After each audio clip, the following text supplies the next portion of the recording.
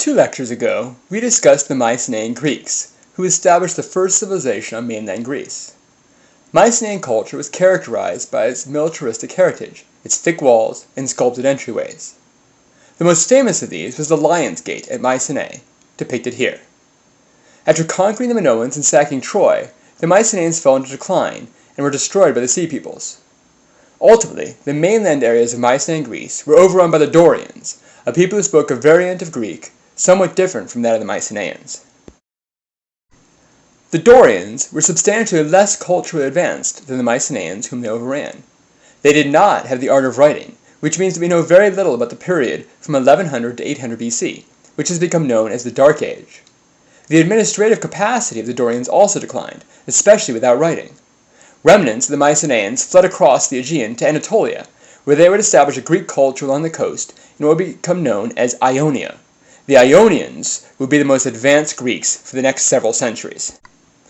During the Dark Ages, large settlements decreased and populations in some areas almost disappeared.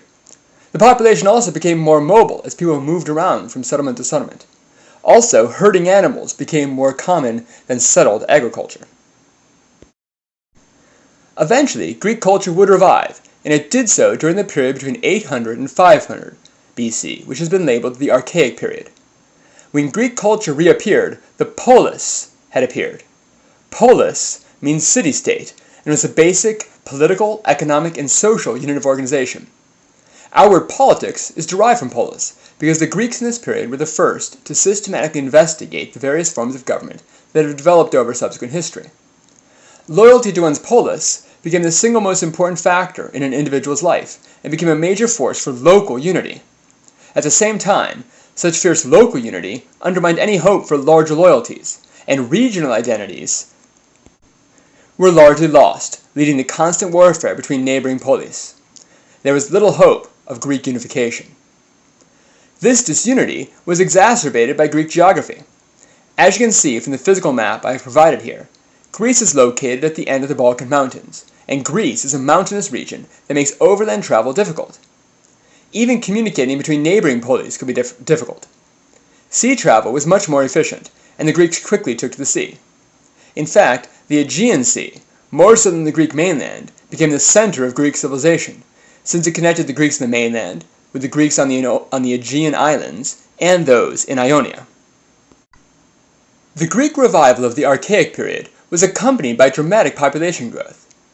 As I just mentioned, Greece is mountainous, so there is not a large amount of arable land available. Those farmers struggled just to feed the existing population, and an increasing population caused social unrest. One of the ways this was resolved was by establishing Greek colonies. From 750 to 500 BC, Greeks established polis in the Black Sea and throughout the Mediterranean, from Iberia, southern France, which was then known as Gaul, Corsica, Sicily, southern Italy, Libya, and even the Egyptian Delta. You can see the extent of this colonization on this map. Southern Italy saw the most intense colonization, so much so that the region became known by the Romans as Magna Graecia, or Great Greece. Greek colonies maintained cultural ties with their founding polis, but were politically independent. They were started actually by people who simply couldn't make a living off the land and left. They were not official enterprises. As the population of Greece increased, social tensions also rose, partly because the expanding trade networks associated with colonization created a class of extremely wealthy Greeks. At the same time, as agriculture stagnated, the farmers, poor, and even the middle classes fell into poverty. For some poor people, it got so bad, and they fell into such debt, that they were sold into slavery. Different polis took different measures to prevent complete anarchy, and they fall into 2 general categories. Some polis went ahead and gave political power to the lower classes. Others appointed a type of dictator, known as a tyrant, to mediate between the classes and come to an agreement. At the same time, a revolution in military technique occurred. In Dark Age Greece, soldiers had equipped themselves, so only a handful of wealthy noblemen were soldiers. Generally, these soldiers fought on horseback. With the expansion of the population that I just talked about, military power shifted from small elite groups of cavalry to mass numbers of infantry. Ultimately, Greek soldiers transformed into hoplites. citizen soldiers who could buy a spear and armor. These soldiers fought in a formation known as the phalanx. The phalanx was a tightly packed formation that could resist cavalry charges by holding together and extending their spears beyond their defensive shields. Quickly, the phalanx became the decisive force in warfare, which led hoplites to demand more political rights from the small numbers of nobility who generally dominated the polis. Eventually, most polis granted concessions, and political power spread to a greater number of Greeks. A few moments ago, I mentioned that some polis appointed tyrants to act as a go-between for social classes to prevent anarchy. While we think of the word tyrant as having negative connotations, this is not true at first. It simply referred to someone who is granted absolute authority to fix the problems in a polis. Normally, a tyrant is a nobleman who appealed to the poor against their rival nobles and claimed to look out for the interests of the poor. Usually, the people were highly skeptical of the power of tyrants, so no tyrant could ever think of himself as being too securely in power. Tyrants were always supposed to be temporary. Still, they could prove useful, and most Greek city-states experienced at least one tyrant between 700 and 500. And you see an image here of one of the tyrants of Athens. One of the most significant Greek polis was Sparta. Sparta is located in the Peloponnesus, the large peninsula in the map on the right. Sparta became the most powerful state in the peninsula after defeating its neighbor Messenia in two wars, one from 735 to 715 BC, and the other from 650 to 620 BC. After winning the war, the Spartans enslaved the people they defeated and called them Helots. Although they won the war, Sparta came very close to being destroyed. The Spartan response was to be on a permanent alert and permanent war footing. Lycurgus is the name of the legendary lawgiver associated with the laws that would regulate Spartan society from this point on. Spartan society was highly militaristic in order to improve their ability to win wars. Every male citizen was a part of a standing army. From the ages of 7 to 30, he would live in communal barracks and receive military training. Women were also trained to a harsh lifestyle to prepare them for the lives ahead. In short, the freedom of the individual was completely subordinated to the needs of the state. Spartans completely abandoned the arts. Spartan citizens were known as Spartiates and were not able to conduct business since this was perceived to limit one's military prowess and attention. Instead, a third class, known as the Perioeci, conducted the daily business transactions necessary in a polis. These Perioeci were not considered citizens and held no political power. Spartan government was composed of four groups: kings, elders, an assembly, and the ephors. The two Spartan kings led the Spartan military on campaign, but had limited authority and shared power with the other groups. The Council of Elders was made up of 28 men over the age of 60. They received life election, served as Sparta's judges, and determined which laws would be sent to the assembly. Since the Council of Elders effectively established the government agenda, they had the most power. The assembly was made up of all male citizens over the age of 30. They voted on laws presented by the Council of Elders by acclamation, by shouting yes or no rather than actually counting votes. The assembly also elected the ephors every year. The 5 ephors conducted foreign policy and kept tabs on the kings during the military campaigns, making sure that they acted appropriately. Now the Helots outnumbered the Spartiates by about 10 to 1, which is one of the main reasons why Spartan society was so militarized. They spent almost all of their energy preparing for and to prevent revolt. The Spartans were also concerned about external threats, so the Spartans created an alliance system known as the Peloponnesian League.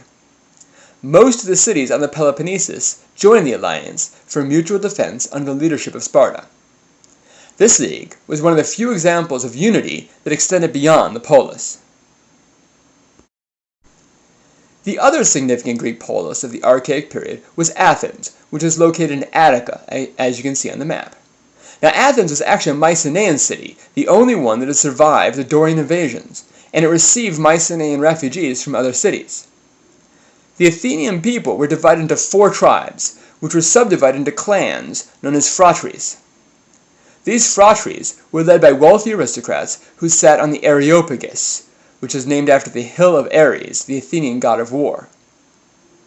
Every year, 9 archons, or magistrates, were elected by the Areopagus, and they ran the polis for the year before they became members of the Areopagus. The Athenian noble members of the Areopagus were often rivals, and the economic problems of the period led to political difficulties. In 632, the noble Cylon tried to become a tyrant, but was prevented by his aristocratic rivals. In 621, though, as the problems increased, Draco was made tyrant of Athens in order to establish a law code. Athens had never had a written law code before this point, which meant that the nobility could largely act without consequences. Draco's code was important, but it was also strict. That's why the term draconian means severe. Although Draco's work was significant, he didn't fix the agricultural and economic problems that caused the problems in the first place.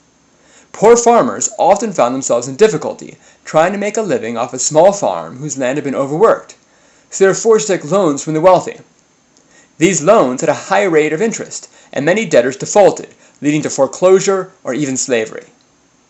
As more and more farmers found themselves in these difficulties, they began to threaten revolution unless their debts were cancelled and the land redistributed.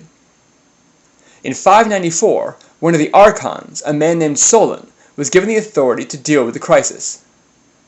His laws cancelled all outstanding debts, freed those who had been forced into slavery, and made it illegal to enslave an Athenian citizen for debt. He did not, however, redistribute the land.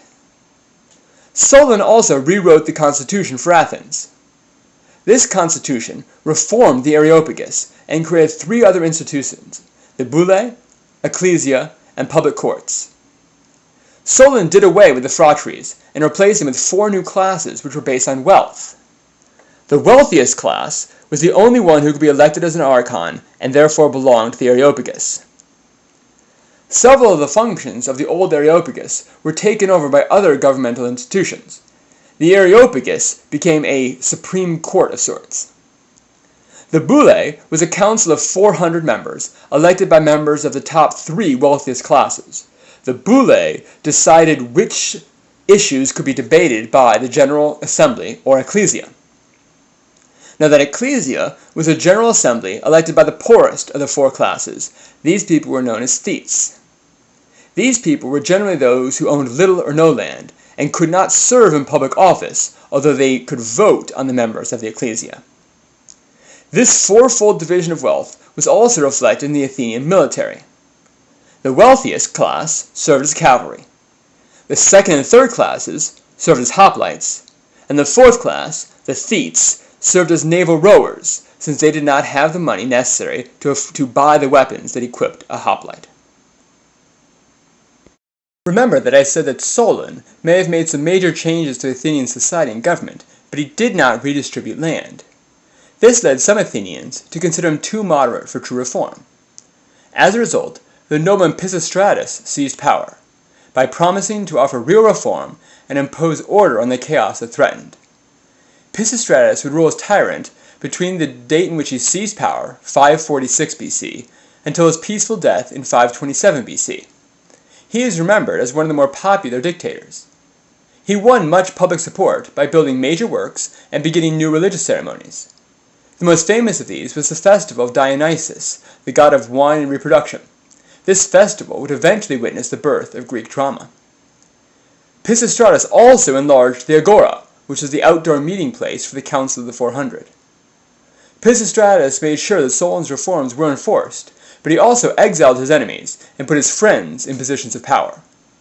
He also tried to make his 2 sons tyrants after him, but the Athenian nobility rose up in rebellion, killing one son in 514 BC and driving the other into exile in 510, ironically, as we shall see, with the assistance of a Spartan military force. Pisistratus' ability to govern Athens as tyrant shows that the reforms of Solon hadn't gone far enough to please most Athenians. In fact, his revolution was followed by another in 508. This time, the nobleman Cleisthenes would lay the foundations for a true democracy. He went far beyond Solon and remade Athens. Fundamentally, Cleisthenes redrew Athens by replacing Solon's classes based on wealth with 10 new districts that had geographical boundaries, known as demes. In this way, he greatly undermined the power of the Athenian nobility. Solon's Council of 400 had been made up of 100 members from each of the 4 tribes, so Cleisthenes replaced it with a council of 500. This was composed of 50 men chosen randomly by lot from each of the 10 demes. Financial and foreign affairs were allocated to this new council. Perhaps most revolutionary, though, was the new assembly. This new assembly would be given ultimate political authority and was made up of all adult male citizens. This giant body would discuss and decide policy. Since every citizen had a direct voice in politics, this is known as a direct democracy. Cleisthenes was still worried about an individual seizing too much power, so the practice of ostracism was developed. Every year, the assembly could vote to send into exile for 10 years any person who was believed to be a threat to the democracy. These votes were carried out secretly by writing the name of an individual on a piece of broken pottery, known in Greek as an ostraca.